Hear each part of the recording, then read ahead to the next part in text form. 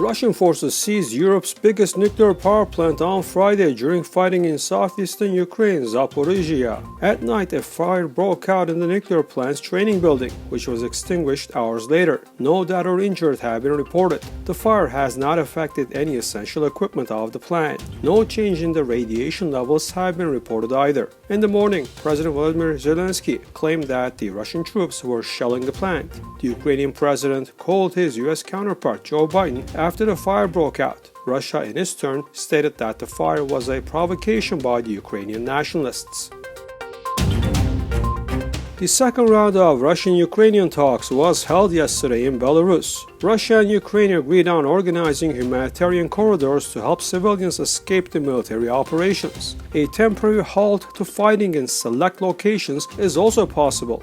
After the talks, the Russian side said substantial progress had been made, while the Ukrainian side said the results were far from what Kyiv had hoped for. The parties will continue negotiations in a third round in the near future. Ukrainian President Volodymyr Zelenskyy once again appealed to NATO and called on Western allies to introduce a no-fly zone over Ukrainian territory. However, speaking ahead of a meeting at NATO headquarters in Brussels, Lithuania said the alliance would be dragged into war if it imposed a no-fly zone. NATO will not take part in the war in Ukraine, German Chancellor Olaf Scholz also noted. Meanwhile, the alliance chief, Jens Stoltenberg, said NATO is not part of the conflict. NATO is a defensive alliance. Zelenskyy today stated that Turkish President Recep Tayyip Erdogan is providing significant support to Ukraine and is one of the few guarantors of Ukraine's security.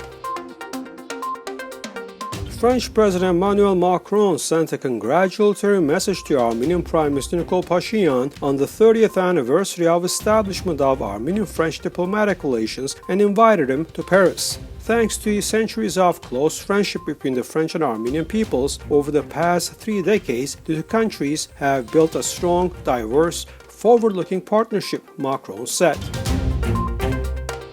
The US dollar's exchange rate is rising in Armenia. The American dollar's exchange rate against the Armenian dram comprised 503.08 drams for $1 in Armenia on Friday. This is up by 6.60 drams from Thursday. The exchange rate for €1 was 553.49 drams, up by 3.09 drams.